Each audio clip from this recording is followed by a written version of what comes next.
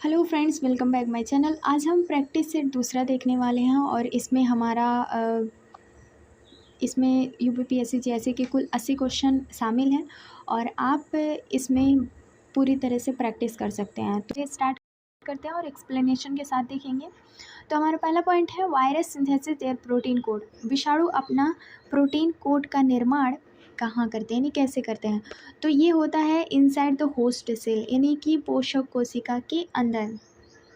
तो फ्रेंड, जो विषाणु होते हैं वो अपना जो होस्ट सेल है वो पोषक कोशिका के अंदर करते हैं। तो एक्सप्लेनेशन देख लेते हैं। विषाणु अपना प्रोटीन कोड का जो कैप्सिड होता है वो उसका निर्माण कोशिका के अंदर करते हैं। कैप्सिड विषाणु का बाहरी सुरक्षात्मक आवरण है जो विशिष्ट प्रोटीन से बना होता है। चूँकि विषाणु में राइबोसोम्स की कमी होती है इसलिए ये प्रोटीन को संश्लेषित नहीं करता, क्योंकि राइबोसोम प्रोटीन का संश्लेषण स्थल होता है। राइबोसोम का मुख्य कार्य होता है अमीनो अम्ल की सहायता से प्रोटीन संश्लेषण में सहायता करना तथा प्रोटीन निर्माण की प्रक्रिया अनुवादन कहलाती है। तो हमारा नेक्स्ट क्वेश्चन है फ्रेंड, नेक्स्ट क्वेश्चन है हमारा ग्राम पॉजिटिव जीवाणु कोशिकाओं के उपयुक्त कार्बनिक विलयन में धोने पर भी ग्राम स्टेन के टीके गुण किसकी अधिक मात्रा में उपस्थित रहता है। तो किसके अधिक मात्रा में उपस्थित रहता है, तो पेप्टिडोग्लाइकेंस है ना। ग्राम पॉजिटिव की बात कर रहा है तो याद रखिएगा जो पेप्टिडोग्लाइकेंस होते हैं वो एक ग्राम स्टेनिंग प्रक्रिया है। जो पॉजिटिव व ग्राम नेगेटिव जीवाणुओं में भेद किया जाता है। तो इसका हम एक्सप्लेनेशन देख लेते हैं। हमारा क्वेश्चन सेकंड था कि ग्राम स्टेनिंग प्रक्रिया में जो पॉजिटिव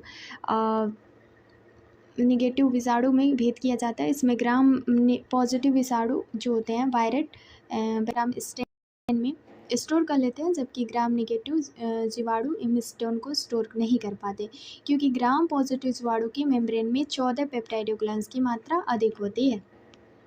नेक्स्ट क्वेश्चन फ्रेंड, तीसरा, gram positive bacteria are characterised by. Gram धनात्मक बैक्टीरिया के लक्षण कैसे होते हैं।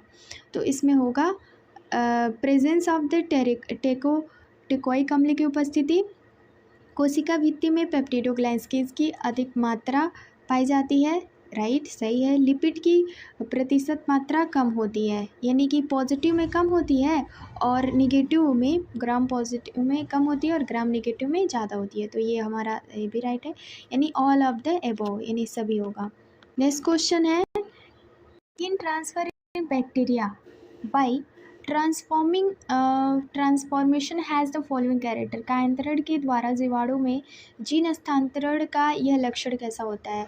तो जीन हस्तांतरण का जो लक्षण होता है वो क्या होता है, तो उसमें प्लाज्मिड की ज़रूरत होती है। जब हम किसी भी बैक्टीरिया में जीन का ट्रांसफॉर्मेशन करते हैं तो उस टाइम क्या होता है कि उसमें जो प्लाज्मिड होता है उसकी ज़रूरत होती है और इसमें जो डीएनए होता है वो वृत्ताकार पाया जाता है, जो कि किसी भी जीन का द्विगुणन करने का प्रयोग करता है। संयुग्मन की प्रक्रिया के दौरान आनुवंशिक सामग्री का स्थानांतरण करता है और यह जो प्रक्रिया है उस दौरान जो डीएनए होता है, डीएनए प्लाज्मिड को एक मीटिंग जोड़ी यानी मैटिंग पेयर के एक जीवाणुदाता से दूसरे जीवाणु प्राप्तकर्ता में पाइलस के माध्यम से स्थानांतरित किया जाता है। तो ये हमारा आंसर था। नेक्स्ट क्वेश्चन है पाँचवा, एफ्लाटॉक्सिन उत्पन्न किया जाता है। एफ्लाटॉक्सिन किस में उत्पन्न होता है, तो ये होता है आपका फंगी से।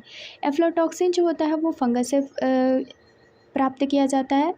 एफ्लाटॉक्सिन एक कवक द्वारा स्रवित विषैला पदार्थ है और एफ्लाटॉक्सिन एस्परजिलस फ्लेवक्स और एस्परजिलस पैरासिटिकस नामक कवक द्वारा उत्पादित किया जाता है। ये सबसे शक्तिशाली कार्सिनोजन है और इस जानवरों और इंसानों के बेहद खतरनाक होते हैं और इस जानवरों और मनुष्यों में यकृत कैंसर का कारण बनते हैं। तो एफ्लाटॉक्सिन क्या है, तो एक प्रकार का कवक है, यह याद रखने वाली बात है। नेक्स्ट क्वेश्चन छठवां वाला, निम्नलिखित में से किस एक रोगजनक में शाखायुक्त हॉस्टोरियम पाया जाता है, यानी कि किसमें शाखा हॉस्टोरियम पाया जाता है। तो ये इरिसाइफी ग्रैमिनीस जो होती है, इरिसाइफी ग्रैमिनीस रोगजनक और शाखायुक्त हॉस्टोरियम पाया जाता है और अनाज और घास के श्वेत चूड़ रोग यानी पाउडरी मिल्ड्यू और सीरियल्स एंड ग्रासेस ये इरिसाइफी स्पीसीज के कारण होता है। हेस्टोरियम एक जड़ जैसी संरचना है जो पानी और पोषक तत्वों को अवशोषित करने के लिए अन्य संरचना में उसके आसपास बढ़ती है। 7वां वाला क्वेश्चन है फ्रेंड, छलनी जैसी कोशिकाएं पाई जाती हैं। छलनी जैसी कोशिकाएं पाई जाती है लेमिनेरिया में। लेमिनेरिया में छलनी जैसी कोशिकाएं पाई जाती हैं और इसमें लेमिनेरिया में छलनी जैसी कोशिकाएं पाई जाती हैं। लेमिनेरिया जिसे आमतौर पर कैल्प्स के रूप में जाना जाता है, सबसे जटिल और सबसे बड़े भूरे रंग और प्रतिनिधित्व करता है। इसकी प्रजातियों की उच्च व्याख्या बायोमास प्रभुत्व और आर्थिक महत्व के कारण होता है। ओके, नेक्स्ट क्वेश्चन है, सारगासम में अर्धसूत्री विभाजन द्वारा होता है। तो सारगासम में अर्धसूत्री विभाजन गैमेट फॉर्मेशन यानी कि युग्मक निर्माण की वजह से होता है। सारगासम में अगर देखा जाए फ्रेंड, एक प्रकार का अर्धसूत्री विभाजन जो अंडा बनने के दौरान होता है। सारगासम का जीवन चक्र केवल जो होता है लाइफ साइकिल केवल युग्मकों द्वारा दर्शाया जाता है। ये हैप्लॉइड नर और मादा युग्मक मिलकर डायप्लॉइड युग्मनज बनाते हैं और जो युग्मनज एक द्विगुणित यानी डायप्लॉइड स्पोरोफाइट थैलस में अंकुरित होता है। नेक्स्ट क्वेश्चन है, बैट्रैकोस्पर्मम के पौधे निम्न में किसके कारण मणिका युक्त प्रदर्शित होते हैं। तो ब्रेटेरोस्कोप की बात कर रहा है, तो मणिका युक्त की बात कर रहा है। तो ग्लोमेरुल होते हैं, उसमें बैट्रैकोस्पर्मम के पौधे ग्लोमेरुल के कारण मणिका युक्त प्रदर्शित होते हैं। बैट्रैकोस्पर्मम थैलस प्रोस्ट्रेट और इरेक्ट सिस्टम में विभक्त होता है। प्रोस्ट्रेट शाखाएं थैलस को सबट्रेट से पकड़े रखती हैं, जबकि इरेक्ट सिस्टम जल में स्वतंत्र रूप से तैरता है। जो थैलस कोशिका होती है वो ये कोशिका होती है। थैलस एक्सिस नोड और इंटरनोड में विभक्त रहता है और ये एपिकल कोशिकाओं से निकलता है। मुख्य एक्सिस के नोड से दो प्रकार की शाखाएं निकलती हैं, ब्रांच ऑफ लिमिटेड ग्रोथ और ब्रांच ऑफ अनलिमिटेड ग्रोथ। जब walls of unlimited growth node पर उपस्थित होता है तो इसे ग्लोमेरुल कहते हैं, यानी ग्लोमेरुल कहते हैं। ये ग्लोमेरुल आकार में समान होते हैं और इनकी उपस्थिति के कारण बैट्रैकोस्पर्मम का पौधा प्रदर्शित होता है, जैसे इस फिगर में बैट्रैकोस्पर्मम का दिया हुआ है। ओके, नेक्स्ट क्वेश्चन है, मार्केसिया के गोपक यानी कैलिप्टरा विकसित होता है। मार्केसिया का जो कैलिप्टरा है वो होता है वॉल ऑफ द वेंटर यानी अंडधानी की भित्ति में। अंडधानी की भित्ति में जो मार्केसिया के कैलिप्टरा अंडधानी की भित्ति होता है। मार्केसिया ब्रायोफाइटा का एक जीनस है जो लीवरवर्ट और नम और छायादार स्थानों में पाए जाते हैं। ओके, और ये कैलिप्टरा इसमें पाई जाने वाली एक संरचना है जहाँ एक या एक से बड़ी स्त्रीधानी केंद्र होता है जो कैप्सूल की रक्षा करता है, जिसमें भ्रूण विषाणुवृत्त होते हैं। जैसे जैसे विषाणुवृत्त बढ़ता है स्त्रीधानी का वेक्टर भी बढ़ता है। मार्केसिया के पास क्या होता है? तो मार्केसिया छिद्रों के शाखित समावेशित तंत्र युक्त विभाजित वायु कक्ष है ना, यानी कि बी होगा।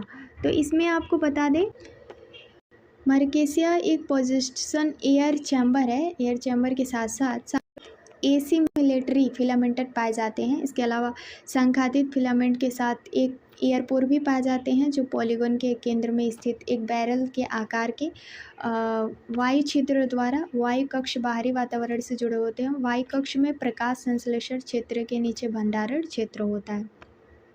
नेक्स्ट क्वेश्चन हमारा, स्टेनले यानी रंभ में पाए जाते हैं। रंभ में क्या पाया जाता है? तो रंभ में आपका होता है pericyclic bundle and pith. Pericycle vascular bundle and pith ये रंभ में पाए जाते हैं। और इसमें अगर हम बात करें तो रंभ में रंभ संवहन पुल और मज्जा पाए जाते हैं। एंडोडर्मिस के अंदरूनी हिस्से में मौजूद सभी जो ऊतक होते हैं रंभ में योगदान करते हैं। और एक संवहनी पौधों में रंभ जड़ तनों का भाग होता है जिसमें प्रोकैम्ब्रियन में प्राप्त ऊतक होते हैं। जैसे यहाँ पे रंभ का स्ट्रक्चर है जिसमें पहला बाहरी वाला एपिडर्मिस होता है और ये जो बाहर की तरफ निकला हुआ है उसे रूट सेयर कहते हैं। कॉर्टेक्स यहाँ पे जो स्ट्रक्चर्स बना हुआ है बीच में उसको कॉर्टेक्स कहते हैं। इसमें पैरेनकाइमा होती है, फिर पेरीसाइकिल होती है, जाइलम फ्लोएम ये सब क्या होते हैं? स्टेले ही होते हैं यानी रंभ ही होते हैं। क्वेश्चन है फ्रेंड्स, सहानी ने किस आधार पर जिम्नोस्पर्म को दो प्रमुख समूहों में बांटा। यानी सहानी ने जिम्नोस्पर्म को किस दो प्रमुख समूहों में बांटा, तो विजांडो एक्सियल और फोलियो रेजाइन ओव्यूल्स। एक्सियल और विजांडो को अक्षीय अथवा पड़ीय उत्पत्ति में। ये हमारा जो हमारे सहानी जी हैं, सहानी ने इसको दो भागों में बांटा था, फाइलोस्पर्म स्टैचियोस्पर्म। तो फाइलोस्पर्म में टेरिडोस्पर्म और साइकैडोफाइटा शामिल हैं और स्टैचियोस्पर्म में कैनिफेरोफाइटा शामिल है। नेक्स्ट क्वेश्चन है, कॉकस न्यूसीफेरा के विकासशील फल में दूधिया तरल पदार्थ भरा होता है। तो the developing fruit of caucus nucifera contain milky fluid. तो इसका आंसर होगा न्यूक्लियर एंडोस्पर्म लिक्विड सिंसिटियम, यानी तरल बहुकेंद्रीय कोशाद्रव्य। यानी इसमें ए और बी दोनों करेक्ट है। तो इसमें आपको बताना है, कॉकस है न्यूसीफोरा का एक विकासशील फल दूधिया तरल पदार्थ भरा होता है, नाभिकीय एंडोस्पर्म तथा बहुकेंद्रीय कोशाद्रव्य में से बना होता है। नारियल के फल के विकास के दौरान विभिन्न सिसाइटिया नाभिक मौजूद होते हैं। 2-4 महीनों के बाद कई कोशिकीय विभाजनों के उपरांत बने हुए समस्त सिसाटिया नाभिक एक दूसरे से समाहित होकर सिसाटिया का निर्माण करते हैं। यही सिक्रोटियम नाभिक एंडोस्पर्म में प्रतिस्थापित हो जाता है, जिसे आमतौर पर लिक्विड एंडोस्पर्म कहते हैं। इसका कार्य विकासशील भ्रूण को पोषण देना होता है। नेक्स्ट क्वेश्चन है, बहुबीजपत्री भ्रूण पाए जाते हैं। बहुबीजपत्री भ्रूण किस में पाए जाते हैं फ्रेंड, तो ये पाया जाता है पाइनस में। पाइनस में पॉलीकोटाइलोडॉन्स एम्ब्रियो पाए जाते हैं। इसकी महत्व पहले, पाइनस में बहुबीजपत्र भ्रूण पाए जाते हैं। पाइनस से संबंधित कई प्रजातियां दैहिक भ्रूण के प्रति दुर्बल है, जो बीजपत्र के निर्माण में ठीक पहले भ्रूण अवस्था विकसित है। पाइनस परिपक्व बीज कठोर टेस्टा पतले टैंगिन एंडोस्पर्म भ्रूण और कैप्सिड पेरिस्पर्म से बना होता है। भ्रूण में एक छोटी धुरी शॉर्ट एक्सिस होती है, जिसमें 10-20 पत्र होते हैं। नेक्स्ट क्वेश्चन है फ्रेंड, माइरोसिन ग्रंथियां किस कुल में पाई जाती हैं। माइरोसिन ग्रंथियां किस में पाई जाती हैं, तो क्रूसीफेरी में पाई जाती हैं। माइरोसिन ग्रंथियां क्रूसीफेरी में पाई जाती हैं। माइरोसिन ग्रंथियां क्रूसीफेरी कुल में पाई जाती हैं। क्रूसीफेरी और ब्रेसिकेसी फूलों के पौधों का एक माध्यम आकार का परिवार है। इसमें आमतौर पर एक सरसों क्रूसीफेरी गोभी के पौधे, जिसमें पाए जाने वाली माइरोसिन ग्रंथियां माइरोसिनस नामक एंजाइम निकलता है, जो ग्लूकोसाइनोलेट माइरोसिनेस प्रणाली का हिस्सा है। इसमें सरसों के तेल बम के रूप में जाना जाता है, जिसकी क्रूसीफेर पौधे की रक्षा प्रणाली में महत्वपूर्ण भूमिका है।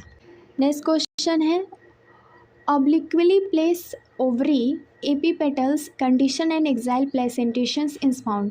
तिरछे व्यवस्थित अंडाशय दलग्न अवस्था एवं स्तंभीय बीजांड से पाया जाता है। तो ये किस में पाया जाता है, तो ये सोलेनेसी में पाया जाता है।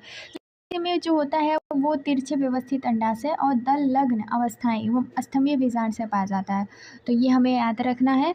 और सोलेनेसी परिवार जो होता है बाइकैपिलरी सिनकार्पस, बाइक्यूलर और टेट्राकुलर गाइनीसियम होता है, जो बेहतर और तिरछे अंडाशय के साथ एक्साइल प्लेसेंटेशन और स्यूडोसेप्टम मल्टीपल और ओव्यूलस की उपस्थिति के कारण होता है। पुंकेसर द्विबीजपत्री के साथ एपिपेटलस होते हैं। फल एक बेरी और कैप्सूल के रूप में होता है और बीज एंडोस्पर्मिक होता है। नेक्स्ट क्वेश्चन है हमारा, कंपोजिटी कुल में डिस्क फ्लोरेट्स होते हैं। The disc florets of Compositae are कैसे होते हैं, तो ये होता है एक्टिनोमार्फिक और एपीनाइस। एक्टिनोमार्फिस और एपिगाइनस जो होता है वो हमारे कंपोजिटी कुल के डिस्क फ्लोरेट होते हैं। कंपोजिटी में डिस्क फ्लोरेट एक्टिनोमार्फिक एपिगाइनस होते हैं। कंपोजिटी कुल के विषम पुष्प हेट्रोगैमस पौधे में मुंडक में 2 प्रकार के पुष्पक बिंब यानी डिस्क फ्लोरेस्ट और रे फ्लोरेट पाए जाते हैं। डिस्क फ्लोरेट पुष्प के माध्यम में होते हैं और ये त्रिज्या यानी एक्टिनोमार्फिक, ट्यूबुलर, बाइसेक्सुअल और पेंटामेरस होते हैं, जबकि रे फ्लोरेट परिधि में मिलते हैं और ये प्राय एक व्यास, जाइगोमॉर्फिक और पिस्टिलेट अवस्था न्यूरल होते हैं और हेलियंथस होते हैं। नेक्स्ट क्वेश्चन फ्रेंड, ट्रैकिड्स के लिए निम्नलिखित में से कौन सा कथन सही है? ट्रैकिड्स की बात कर रहा है, ट्रैकिड्स के लिए तो they are unicellular with narrow lumen, वे सकिड ल्यूमेन के साथ एक कोशिकीय होते हैं। ट्रैकिड्स सकिड ल्यूमेन के साथ एक कोशिकीय होते हैं। इसके अलावा ट्रैकिड्स ट्रांपरिंग सिरों के साथ छिद्रित होते हैं और ओवरलैपिंग व्यवस्था दिखाते हैं। इमोटी लिग्नोफाइट कोशिकाएं हैं जो लकड़ी को यांत्रिक शक्ति प्रदान करती है। ट्रैकिड्स गैर जीवित कोशिकाएं जो प्राचीन पौधों के प्रकार बीज रहित सावानी पौधों और जिम्नोस्पर्म के जाइलम में पाए जाते हैं। नेक्स्ट क्वेश्चन है फ्रेंड, डिप्टेरोकार्पस है। डिप्टेरोकार्पस क्या है? तो ये एक टाल ट्री ग्रीन फॉरेस्ट है। सदापड़ी वनों के ऊंचे वृक्ष, सदापड़ी वनों के ऊंचे वृक्ष डिप्टेरोकार्पस कहते हैं। और इस डिप्टेरोकार्पस डिप्टेरोकार्पेसी कुल से संबंधित है।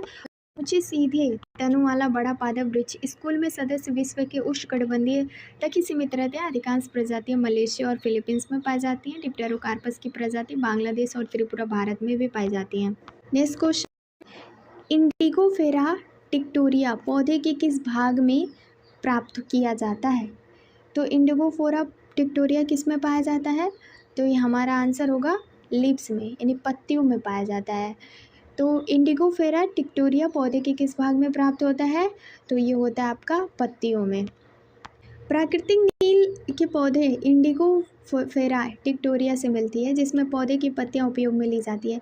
यह फेवेसी कुल का सदस्य है। इंडिगो डाई और इसका कार्बनिक यौगिक है। ये पौधे आमतौर पर दुनिया भर में पाए जाते हैं। ज़्यादातर एशियाई उपमहाद्वीप में प्रयोग किए जाते हैं। नेक्स्ट क्वेश्चन है, पेट्रोफसल वृक्षारोपण संख्या है। पेट्रोक्रॉप्स प्लांटेशन रिफर, तो ये होता है आपका हाइड्रोकार्बन समृद्ध पौधे का रोपण, यानी प्लांटिंग हाइड्रोकार्बन रिच प्लांट, ये इसका होता है।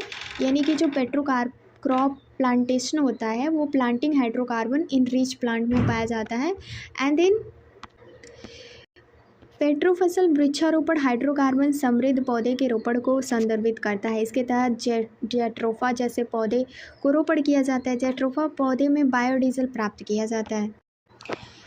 ऐसे विजांड को जो इस प्रकार वक्रित होता है कि विजांडकाय और ब्रूडकोश विजांड वृत्त के समकोण पर स्थित होते हैं, वो क्या कहते हैं? तो इसका इंग्लिश वर्जन भी देख लेते हैं।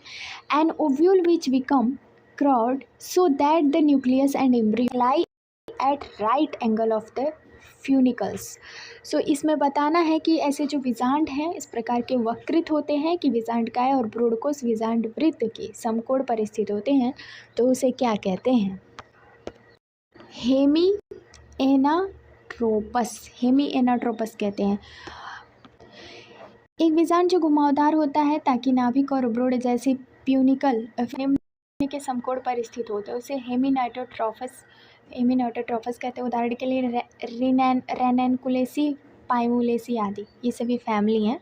इस क्वेश्चन है, certain which the mechanism where timing of anther dehiscence and stigma receptivity do not coincide to avoid self pollination is called। कुछ पौधों में वह प्रक्रिया जहाँ स्वपरागण से बचने के लिए परागण स्फुटन और वर्तिकाग्रहिता का समय समान नहीं होता, उसको क्या कहते हैं? तो उसको हम कहते हैं डाइकोगैमी कहते हैं, डाइकोगैमी, जिसमें समय समान नहीं होता। कुछ ऐसे पौधे होते हैं क्रियाविधि एवं स्वपरागण से बचने के लिए और विचलन और वर्तिकाग्र ग्रहणशीलता का समय मेल नहीं खाता, और ये डायपोलेमी होता है। और ये डायपोलेमी को आमतौर पर एक तंत्र माना जाता है जो फूलों और पौधों में स्वनिषेचन को रोकता है। नेक्स्ट क्वेश्चन है 25, सबसे कम गुणसूत्र संख्या वाला पौधा। सबसे कम गुणसूत्र संख्या वाला जो पौधा होते हैं उसको हम हैप्लोपेपस ग्रैसिलिस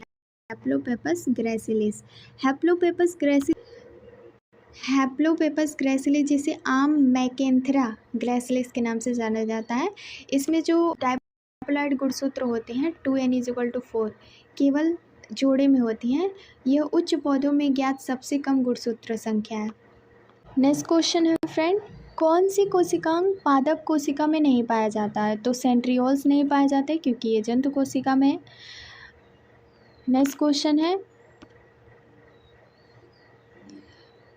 कंसीडर बताना है इसमें, और इसमें निम्न में कौन सी स्पीसीज पर बहुगुणता है, यानी एलोपोलाइडल। एलोपोलाइडल के बारे में बताना है कि इसमें कौन सा पर बहुगुणिता है। तो इसमें आपका आएगा ट्राइकम स्प्लेटा, ट्रिटिकम स्प्लेटा, और फिर आएगा आपका गासिपियम हर्सुटम। एलोपोलाइडी जो बहुगुणिता होते हैं, एलोपोलाइडी पर बहुगुणिता, इसमें बहुगुणिता और सबसे भिन्न जातियों के 2 या 2 से अधिक जीनोम समुच्चय होते हैं। ट्रिटिकम स्पेल्टा, ट्रिटिकम डायोकोलाइडस, एलाइलोस स्क्वायरोसा, गीसिपियम हर्सुटा, ग्रेसिपियम हर्बेकम और ग्रेसिपियम रेमेंडी। क्वेश्चन है 28, वे प्लास्टिड्स जो वसा को संश्लेषित व संरक्षित करते हैं, वे कौन से प्लास्टिड हैं जो वसा को संश्लेषित और संरक्षित? तो इलायोप्लास्ट जो होते हैं वो वसा को वे प्लास्टिड जो वसा को संश्लेषित संरक्षित करते हैं उन्हें इलायोप्लास्ट कहते हैं। से सभी विभिन्न प्रकार के प्लास्टिड समूहों का प्रतिनिधित्व करते हैं। इयोप्लास्ट प्लास्टिड विकास के प्राथमिक चरण को प्रेरित करते हैं। ये किसी भी पौधों की मेरिस्टेमेटिक कोशिकाओं में पाए जाते हैं और कार्यात्मक रूप से अपरिपक्व होते हैं। इटियोप्लास्ट क्या होता है? तो इटियोप्लास्ट विशेष प्रकार के प्लास्टिड हैं जो अंधेरे में रहने पर पौधे की पत्तियों की पतवड़ी होने का प्रमुख कारण होता है। प्रकाश संश्लेषण में सहायक क्लोरोप्लास्ट और अवड़ी रूपांतरण इटियोप्लास्ट कहलाता है। जब पत्तियों विकास में अक्षम हो जाती हैं, यानी सेंसेस हो जाती हैं, तब जेरोंटोप्लास्ट जैविक नियमों के अंतर्गत क्लोरोप्लास्ट में विकसित हो जाता है। नेक्स्ट क्वेश्चन है, ईएमपी पाथवे में एटीपी उत्पत्ति होती है, तो एटीपी का उत्पादन क्रियात्मक किस में होती है ये पूछा है। तो एटीपी का उत्पादन आपका होगा सबस्ट्रेट लेवल फॉस्फोरिलेशन द्वारा। तो ये सी वाला पॉइंट है, सबस्ट्रेट लेवल फॉस्फोरिलेशन द्वारा आपका एटीपी का फॉर्मेशन होगा। और यहाँ पे अगर हम देखें तो ईएमपी पाथवे के दौरान एटीपी सबस्ट्रेट का फॉस्फोरिलेशन के माध्यम से उत्पन्न होती है और ये उपापचय की प्रक्रिया होती है। कुल 2 एटीपी एक सीधे सबस्ट्रेट स्तर पर फॉस्फोरिलेशन द्वारा निर्मित होती है। नेक्स्ट क्वेश्चन है फ्रेंड, साइनाइड कोशिकीय श्वसन को रोकता है। साइनाइड कोशिकीय श्वसन को रोकता है तो ये क्या होता है? ये साइटोक्रोम ऑक्सीडेज के साथ अघुलनशील कॉम्प्लेक्स बनाता है। अनडिसॉल्वेबल कॉम्प्लेक्स विद साइटोक्रोम ऑक्सीडेज। तो इसका पूरा का cyanide ion cytochrome oxidase enzyme के साथ इसके धात्विक आयन से जुड़कर एक अघुलनशील कॉम्प्लेक्स बनाता है जो अनुक्रमणीय अर्थात टूटता नहीं। साइटोक्रोम ऑक्सीडेज श्वसन श्रृंखला का एक एंजाइम है। इसके रोधक यानी इनहिबिशन से जंतु की मृत्यु हो जाती है। नेक्स्ट क्वेश्चन है, the term photoperiodism was coined by. Photoperiodism का टर्म है उसको सबसे पहले किसने दिया था? तो गॉर्नर और एलॉर्ड ने दिया था। गॉर्नर एंड लॉर्ड ने इसको दिया था फोटोपैरेटिज्म का। फोटोपैरेटिज्म्स क्या होते हैं? फोटोपैरेटिज्म शब्द का प्रयोग सबसे पहले 1920 में गॉर्नर और एलॉर्ड द्वारा दिया गया था। पौधों के फले फूलने और वृद्धि, प्रजनन और उनके भौगोलिक वितरण पर प्रकाश संश्लेषण की अवधि का यानी ड्यूरेशन ऑफ लाइट का प्रभाव पड़ता है। पौधों द्वारा प्रकाश की अवधि तथा समय की वृत्त अनुक्रिया को फोटोपैरेटिज्म्स कहते हैं। दूसरे शब्दों में दिन व रात परिवर्तनों के प्रति अनुक्रियाओं को फोटोपैरेटिज्म्स कहलाती है। प्रकाश के आधार पर पौधों को 3 वर्गों में बांटा गया है। पहला है लंबे दिन के पौधे यानी लॉन्ग प्लांट डे, जैसे मूली, गेहूँ, चुकंदर, ये लंबा है लॉन्ग डे प्लांट है। और शॉर्ट डे प्लांट में सोयाबीन, तंबाकू आते हैं। डे यानी दिन उदासीन पौधे, डे न्यूट्रल प्लांट जैसे कपास और मटर आते हैं।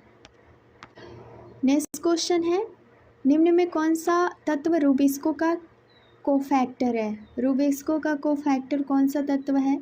तो इसमें बताना है मैग्नीशियम, यानी मैग्नीशियम जो होता है वो रूबिस्को का कोफैक्टर है। रूबिस्को प्रकाश संश्लेषण का एक महत्वपूर्ण विकार है। और अप्रकाशित अभिक्रिया में CO2 तथा रूबिस्को द्वारा ग्रहण की जाती है और 6C यौगिक बनता है। ये यौगिक अस्थायी होता है तथा जल्द ही 3C यौगिक फॉस्फोग्लिसरेट के PGA 2 अणु बनाता है और यह PGA आगे चलकर शर्करा बनाता है। रेबुलोस 1,5 बाईफॉस्फेट कार्बोक्सिलेज को रूबिस्को कहते हैं और ये संसार में सबसे अधिक मात्रा में पाया जाने वाला प्रोटीन है। नेक्स्ट क्वेश्चन है, निम्नलिखित में से कौन सा पादप में ऑक्सीन का प्रभाव नहीं है? कौन सा पादप में ऑक्सीन का प्रभाव नहीं है? तो कैम्बियल ग्रोथ, कैम्बियन वृद्धि पर अवरोधक, ये इसमें ऑक्सीन का कोई प्रभाव नहीं होता, बल्कि अकुर चोल में घुमाव और कैम्बियन की वृद्धि और इंडक्शन ऑफ पार्थेनोकार्पी, इन तीनों में आपका ऑक्सीन का प्रभाव होता है। कैम्बियन वृद्धि के अवरोध पर ऑक्सीन का कोई प्रभाव नहीं होता। ऑक्सीन पादप हार्मोन का एक वर्ग है जो पौधे के विकास के विभिन्न पहलुओं को प्रभावित करता है। कैम्बियन वृद्धि और कैम्बियन गतिविधि सीधे ऑक्सीन सांद्रता के समानुपाती होता है। ऑक्सीन कोलापाइटल की टिप पर मौजूद होता है और कोलापाइटल वक्रता का कारण बनता है। ऑक्सीन को पार्थेनोकार्पी के करने और पार्थेनोकार्पल फल के उत्पादन के लिए जाना जाता है। नेक्स्ट क्वेश्चन है, भारत में स्थापित पहला जीवमंडल भंडार कौन सा है? तो ये है आपका नीलगिरी। कहाँ है? तो ये केरल और तमिलनाडु के बीच में स्थित है। नेक्स्ट क्वेश्चन है, पौधों में प्रारंभ होने वाली खाद्य श्रृंखला में छोटे जानवरों से बड़े जानवरों की ओर बढ़ने को हम प्रेडेटर चैन यानी प्रेडेटर खाद्य श्रृंखला कहते हैं। छोटे जानवरों से बड़े जानवरों की ओर बढ़ना। नेक्स्ट क्वेश्चन है, एक परितंत्र में ऊर्जा प्रवाह का Y आकार का मॉडल प्रतिनिधित्व करता है। तो Y आकार का जो मॉडल होता है वो क्या प्रतिनिधित्व करता है? तो इसमें होगा आपका बोथ ग्रेजिंग और डेट्रस फूड, यानी कि C सही है इसका। नेक्स्ट क्वेश्चन है, वर्तमान में ग्लोबल वार्मिंग का मुख्य कारण क्या है? वर्तमान में जो ग्लोबल वार्मिंग हो रही है उसकी मुख्य कारण क्या है? CO2 की ऊर्जा में वृद्धि। जैसे कि ग्लोबल वार्मिंग में आपको पता है कि CO2 की वृद्धि होती है। नेक्स्ट क्वेश्चन है, जो गैस ग्रीन हाउस प्रभाव में अत्यधिक योगदान देती है वह क्या है? जो गैस हाउस प्रभाव में अत्यधिक योगदान देती है उसको हम कार्बन डाइऑक्साइड कहते हैं। CO2 chlorofluorocarbon, nitric oxide, chloro oxide एवं मीथेन आदि उष्मरोधी गैसों के बढ़ जाने से वायुमंडल का औसत तापमान वृद्धि होना ही ग्रीन हाउस प्रभाव कहलाता है। ग्रीन हाउस का जो बढ़ने में सर्वाधिक योगदान CO2 का है और यह जीवाश्म ईंधन जैसे कोयला, पेट्रोलियम पदार्थ और लकड़ी जलने पर उत्पन्न होती है। वायुमंडल में CO2 की मात्रा में वृद्धि के कारण 50 वर्ष पृथ्वी के औसतन तापक्रम में 1 सेल्सियस की वृद्धि हो चुकी है। इसको कई देशों में DDT के प्रभाव पर प्रतिबंध लगाया गया है। कई देशों में जो DDT है उसके प्रभाव को प्रतिबंध लगाया गया है क्योंकि यह वातावरण में ज़्यादा देर तक टिकता है ना DDT। नेक्स्ट क्वेश्चन है, हृदय रोग के उपचार हेतु दवा प्राप्त की जाती है। हृदय रोग के उपचार के लिए कौन सी दवा प्राप्त की जाती है? तो ये डिजिटल परपुरिया जो होती है उसके प्रयोग की जाती है। Next question it's very easy. 5 जगत विभाजन के अनुसार प्रोटोजोआ को रखा गया है, ये पूछा है। तो प्रोटोजोआ को रखा गया है आपका प्रोटिस्टा जगत में, है ना। तो आप NCERT के एक्सप्लेनेशन वाला चार्ट पढ़ लेना, वो बहुत इजी है, वहाँ से मिल जाएगा। स्पोरोजोआ में भक्षण होता है, कहाँ से होता है? तो स्पोरोजोआ में भक्षण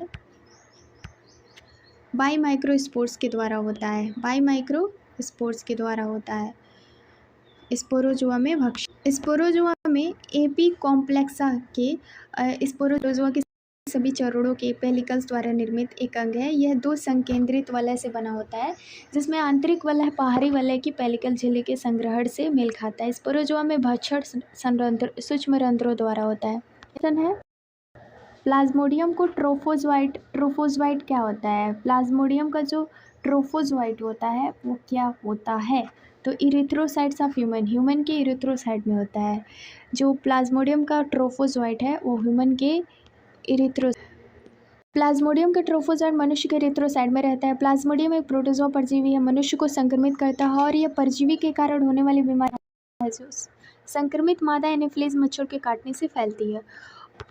स्पोरोफाइट अवस्था में मानव शरीर में प्रवेश करता है और शरीर में प्रविष्ट होने के बाद यह लाल रुधिर कणिकाओं और यकृत कोशिकाओं को नष्ट करता है।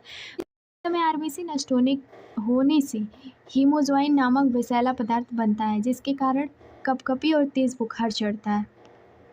नेक्स्ट क्वेश्चन है, पैरामीशियम के साइक्लोसिस परिघटना का संबंध किससे है? तो डाइजेशन से है। साइक्लोसिस का संबंध पाचन से होता है। अमीबा की भांति पैरामीशियम भी पूर्णभोजी जंतु होलोजोइक होता है और यह भोजन अंतःग्रहण उपकरण के द्वारा ये जीवाणु और सूक्ष्म कार्बनिक कणों आदि का संग्रहण करके अंतःग्रहण करके खाद्य धमनियों में उन्हें पचाता है। पाचन के समय खाद्य धमनियाँ अंदर गोल आकृतिक घड़ी की दिशा में घूमती हैं जिससे भोजन का पाचन संपन्न होता है और इसे साइक्लोसिस कहते हैं। पाचन के बाद प्रत्येक खाद्य धानी को कोशिका गुहा एक निर्दिष्ट स्थान पर ही उत्सर्जन करती है। नेक्स्ट क्वेश्चन है कि क्रमश जनन दर होती है यानी कि अल्टरनेरिया ऑफ जनरेशन अकर इन सिलेंड्रेट।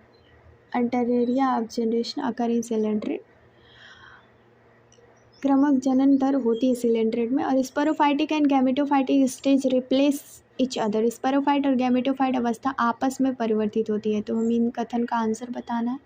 तो इसमें आंसर होगा बहुत ए और दो दोनों सत्य हैं लेकिन आर की सही व्याख्या नहीं करता। सिलेंड्रेट में पीढ़ी एकांतरण पाया जाता है ना, मेटामॉर्फोसिस। और स्पोरोफाइट और गैमेटोफाइट अवस्था एक दूसरे को प्रतिस्थापित करते हैं, इसीलिए दोनों सही है लेकिन आर दोनों सही व्याख्या नहीं है। नेक्स्ट क्वेश्चन है, the gastrulation of Hydra is known of stereogastrula because in. जो ग्रेस्टुला है वो हाइड्रा एस्ट्रियोग्रेस्टुला नाम से जाना जाता है हाइड्रा का। तो इसका आंसर क्या होगा? इसका आंसर होगा ठोस, सॉलिड। हाइड्रा की ग्रेस्टुलेशन एस्टेरियोग्रेस्टुला कहते हैं क्योंकि यह ठोस होता है, इसमें विदलन संपूर्ण तथा होलोब्लास्टिक होता है। हाइड्रा में हाइपोस्टोम्स आधार पर स्पर्मकोर स्पिक्यूस की उद्गम रेखा के ठीक पीछे का कुछ हिस्सा ग्रोथ जोन कहलाता है। नेक्स्ट क्वेश्चन है, फोसियोला हिपेटिका में लारस नलिका का क्या कार्य होता है? फोसियोला हिपेटिका में लारस नलिका का काम होता है एक्ट द कैपिलरी स्पेसिस, मैथुन मार्ग का यानी मैथुनिक मार्ग का। फोसियोला हिपेटिका में मैथुनी मार्ग का क्रॉस निषेचन करने में होता है। कैपिलरी स्पेसिस में ये उल्टी सीरस होते हैं जो एक दूसरे अस्थायी लॉरर नहर से प्रवेश करते हैं और लॉरर्स गुहिका इससे संबंधित नहीं होती जब ज्वाला यानी फ्लेम सेल कोशिकाओं द्वारा श्लेष्म का बहाव होता है, जैसे कि यहाँ पे फिगर में दिया हुआ है ना। नेक्स्ट क्वेश्चन है, नियंथिस के ट्रोकोफोर लार्वा की क्या विशेषता है? नियंथिस की जो ट्रोकोफोर लार्वा है उसकी क्या विशेषता है? उसमें शिखर पक्ति और क्षैतिज पक्ति दोनों होते हैं। Apical raw of cilia and horizontal raw of cilia दोनों होता है। नियंथिस ट्रोकोफोर लार्वा एक चींटी के समान लार्वा होता है जो मुक्त तैराकी प्लावक के समान समुद्री लार्वा परिधि में किनारों के साथ क्षैतिज पक्तियों में होता है। अकेले सिलिया की क्षैतिज पक्ति होती है, सिलिया के शीर्ष और पक्ति पर क्षैतिज दोनों पक्ति पर, सिलिया की शीर्ष पक्ति और सिलिया की क्षैतिज पक्ति यानी हॉरिजॉन्टल पक्ति दोनों पर है। एकल सिलिया लंबवत क्रम में होता है। नेक्स्ट क्वेश्चन है फ्रेंड, निम्न लक्षणों में से कौन सा लक्षण आर्थ्रोपोडा संघ के जंतुओं से संबंधित है? आर्थ्रोपोडा संघ के जंतुओं से कौन सा लक्षण संबंधित है? तो triploblastic, poikilothermic, jointed appendages and open circulatory system, ये आर्थ्रोपोडा के जंतुओं के लक्षण हैं। नेक्स्ट क्वेश्चन है, कॉकरोच की आहार नाल के भागों का सही क्रम बताइए। कॉकरोच की आहार नाल के भागों का सही क्रम पूछ रहा है तो इसमें बताना है ग्रसनी, इसैफेगस, गिजार्ड क्रॉप और मध्यांतर कोलिन इलियम, यानी pharynx, oesophagus, crop, gizzard, mesenteron, ileum and colon, ये इसका मुख्य कारण है। अब इसमें हमें मैचिंग वाला क्वेश्चन सॉल्व करना है। मैचिंग में क्या है कि जो आपका महासिर है, महासिर क्या होता है, महासिर कहाँ से होता है, very large scale in skin, बहुत बड़े स्केल त्वचा होती है। रोहू क्या होती है, रोहू मध्यम आकार के स्केल त्वचा में होती है। टोगरा क्या होती है, स्मॉल स्केल त्वचा होती है। और मोह जो होता है बिना स्केल की त्वचा होती है। तो इसके मिलान है। नेक्स्ट क्वेश्चन कह रहा है कि retrogressive Metamorphosis is character. Retrogressive Metamorphosis किस में पाई जाती है, तो यूरोकॉर्डेटा के अंदर पाया जाता है मेट्रोमॉर्फोसिस। रेट्रोग्रेसिव मेटामॉर्फोसिस यूरोकॉर्डेटा के विशिष्ट लक्षण है और इसमें टेडपोल वश्यक विकास के दौरान कुछ अंग संकर लुप्त हो जाते हैं, जैसे हार्डमोनिया और बैट्राइलस। नेक्स्ट क्वेश्चन है, मेढक में द्वितीय कपालीय तंत्रिका होती है। मेढक में द्वितीय कपालीय तंत्रिका कौन सा ऑप्टिक तंत्र है, ऑप्टिक तंत्र। नेक्स्ट क्वेश्चन है, इसमें मैचिंग करना है और बताना है कि कौन सही सुमेलित नहीं है, तो ये नहीं का बात बताना है। नेक्स्ट क्वेश्चन है, हमें सही सुमेलित नहीं है, तो ये इसमें नाजा न्यूरोटॉक्सिन वेगम और बंगारस न्यूरोटॉक्सिन वेगम, कैटेलस न्यूरोटॉक्सिन वेगम और एसीट्रोवेगन और एसीट्रोटॉन जो होता है हीमोटॉक्सिन वेनम, ये चारों सही है। इसमें कोई भी ऐसा नहीं है जो सुमेलित नहीं है ना। इसमें बताना है कि कौन सा कथन सही है ना। इस सुमेलित करना है, मैचिंग करना है। तो कुछ इवेंट्स है, डीएनए प्रतिकृति रिप्लिकेशंस जो होते हैं वो पॉलीमरेज के अंदर होते हैं। विकास जो होता है सोमैटोटॉकिन में होता है, यानी विकास जो होता है वो सोमैटोटॉकिन में होता है, सोमैटोटॉपिन। और माइटोसिस जिस क्या में होता है, माइटोजेनेस होता है। और प्रोटीन संश्लेषण राइबोसोम के अंदर होता है। तो ये इस तरीके से सुमेलित है। नेक्स्ट क्वेश्चन है, अर्धसूत्री विभाजन की प्रोफेज में 5 उप अवस्थाएँ होती हैं। तो देखो ये बहुत ही अवस्थाएं जो है ना, ये बहुत पूछी जाती हैं और ये एनसीईआरटी की बुक में ऑलरेडी दिया हुआ है। ये इसमें हमें 5 अवस्थाएं जब हम भी बनाने की कोशिश करते हैं तो इसमें कुछ इस तरीके से दिया रहता है। जैसे देखो, पहला हमारा जो पॉइंट होगा वो होगा लेप्टोटीन, है ना, पहला लेप्टोटीन, फिर जाइगोटीन, फिर उसके बाद पैकेटीन, फिर डिप्लोटीन, फिर डाइकाइनेसिस। तो पहला क्या है, लेप्टोटीन है, फिर जाइगोटीन है, फिर पैक्टिटीन है, फिर डिप्लोटीन है, फिर डाइकाइनेसिस है।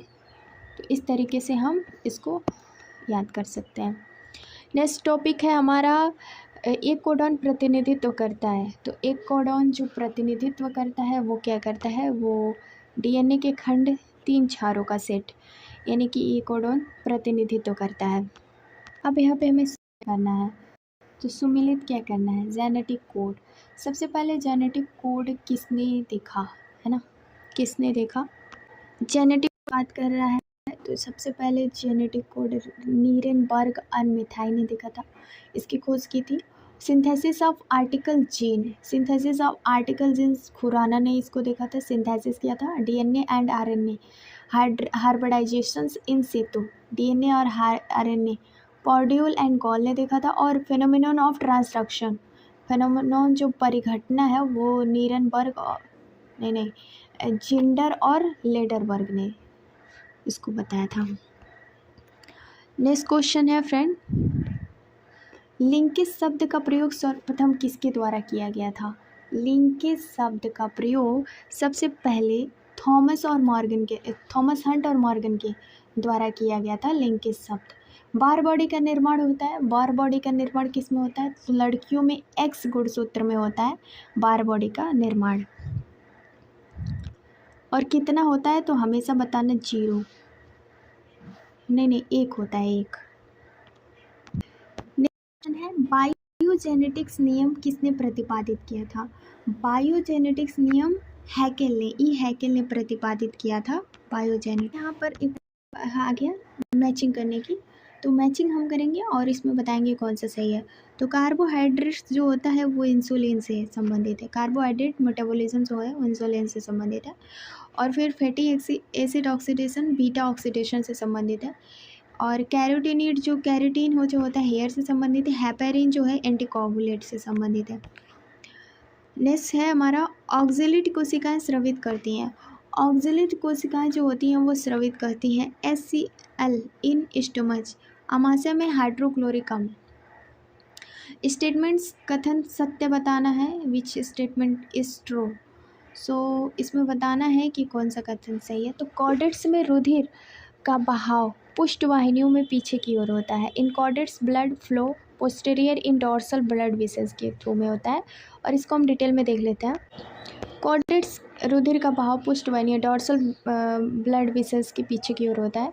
केसुरुके में रुधिर हृदय से सदैव बंद वाहिनी धमनी सिरा कोशिका में बहता है। रुधिर वाहिनियों द्वारा रुधिर बहाव को बंद रुधिर परिसंचरण क्लोज ब्लड वस्कुलर सिस्टम कहते हैं। कॉर्डेट में डॉर्सल वेसल्स में रक्त आगे पीछे की ओर तथा प्रमुख रुधिर वाहिनी वेंट्रल वेसल्स में पीछे की ओर बहता है। कॉर्डेट्स में बाहर नाल रुधिर लाने वाले सिरा हृदय में न जाकर यकृत में जाती है और इस प्रकार यकृत निर्वाह यानी हेपेटिक पोर्टिकल सिस्टम बनती है। नेक्स्ट है हमारा निम्नलिखित में से कौन सी कपाल तंत्रिका केवल एमनियोट्स में पाई जाती है। तो एमनियोट्स में पाई जाती है ये बताना है। तो हाइपोग्लॉसस जो तंत्रिका कपाल तंत्रिका तंत्र है वो एमनियोट्स में।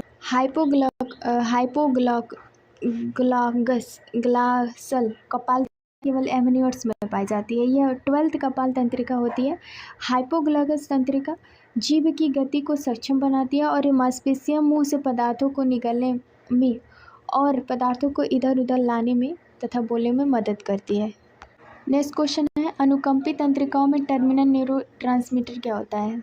इन सिंपैथेटिक नर्व टर्मिनल न्यूरोट्रांसमीटर कैसे होता है सिंपैथेटिक न्यूरोट्रांसमीटर। तो ये आपका क्वेश्चन नंबर 66 है। तो 66 का न्यूरोट्रांसमीटर बताना है। तो इसमें आंसर होगा आपका नॉरएड्रेनालिन एवं एसिटिकोलिन। नेक्स्ट क्वेश्चन है हमारा इसमें सही पता करना है। तो इसमें बताना है Ca+ लिंकेज निर्माण। इसमें बताना है कि कौन कब हुआ था, है ना, मतलब कौन सी घटना पहले होती है, पहले वाली घटना बताना है। तो पहले होता है सार्कोप्लाज्मिक रेटिकुलम में कैल्शियम आयन का विमोचन, ठीक है। फिर कैल्शियम लिंक ब्रिज निर्माण। फिर उसके बाद होता है ATP का जल अपघटन। फिर होता है मायोसिन हेड्स का छोटा होना, है ना। नेक्स्ट क्वेश्चन हमारा है मानव शरीर में निम्नलिखित अंतःस्रवी ग्रंथियाँ उपस्थित होती हैं। अंतःस्रवी ग्रंथियाँ कैसे उपस्थित होती है मानव शरीर में। तो ये हमारा है पहला हमारा आएगा पीनियल ग्लैंड, फिर आएगा पिट्यूटरी ग्लैंड, फिर आएगा थाइमस, फिर आएगा पैनक्रियास, फिर एड्रेनल। तो पहले पीनियल ग्लैंड, फिर पिट्यूटरी, फिर थाइमस, फिर आएगा आपका पैनक्रियास, फिर आएगा एड्रेनल ग्लैंड। ओके। नेक्स्ट है शुक्रजनन में सही क्रम बताना है। शुक्रजनन में सही क्रम बताना है।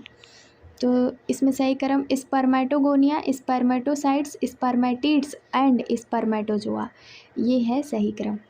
32 कोशिका ब्रेड के निर्माण में होंगी, यानी 32 कोशिका ब्रेड के निर्माण में क्या होंगे 5 क्लेवेज और 31 माइटोसिस, यानी 5 क्लेवेज एंड 31 माइटोसिस।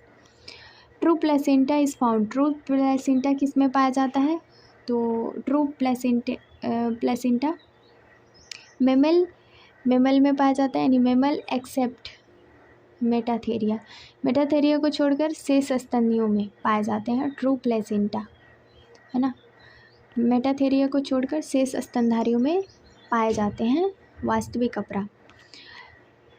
नेक्स्ट है bee venom is use to treatment of. Bee venom का प्रयोग किस में किया जाता है।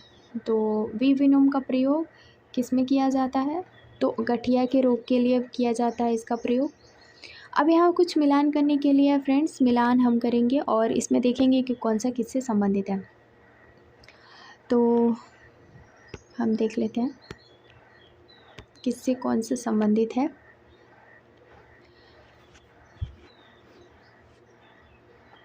तो देखिए, एक रिवुलोज हनी से संबंधित है ना। रेजिन जो है वो है लक से संबंधित है। और फ्यूसीफेरिन ग्लो ऑफ फायरफ्लाई से संबंधित है। फाइब्रोइन जो है रेशम से संबंधित है। तो ये इससे सुमेलित हो गया। और यहाँ पे भी सुमेलित करने के लिए दिया हुआ है 74 का। तो 74 का सुमेलित करने के लिए दिया हुआ है। तो आपका डिस्कर्डस कोएनिगी जो होती है वो है आपका रेड कॉटन स्टेन। लेप्टोकोराइजी गांधीबग से है।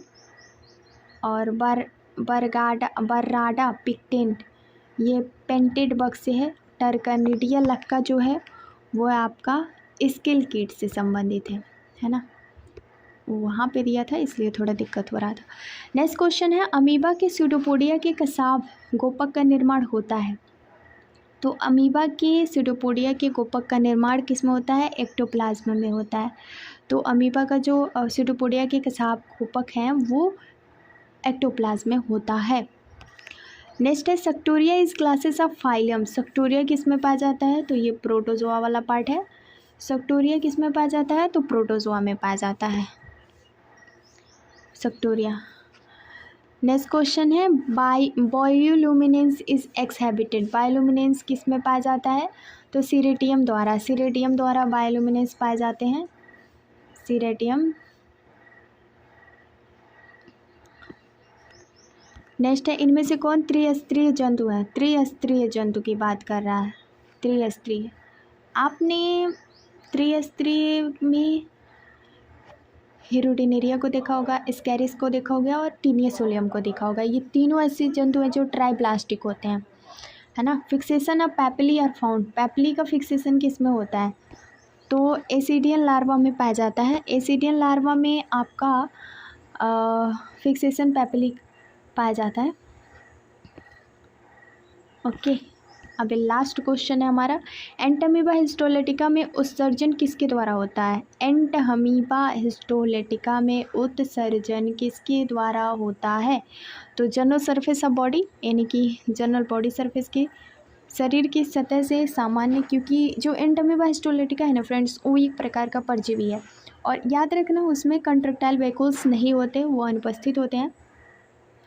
And thank you for watching this videos, like share comment. और हाँ, ये हमारा सेकंड सेक्शन प्रैक्टिस सेट था। और नेक्स्ट में हम नेक्स्ट प्रैक्टिस सेट थर्ड देखेंगे। एग्ज़ाम बहुत पास है और रिवीजन हमारा तगड़ा होना चाहिए। Thank you for watching videos. Thank you very much.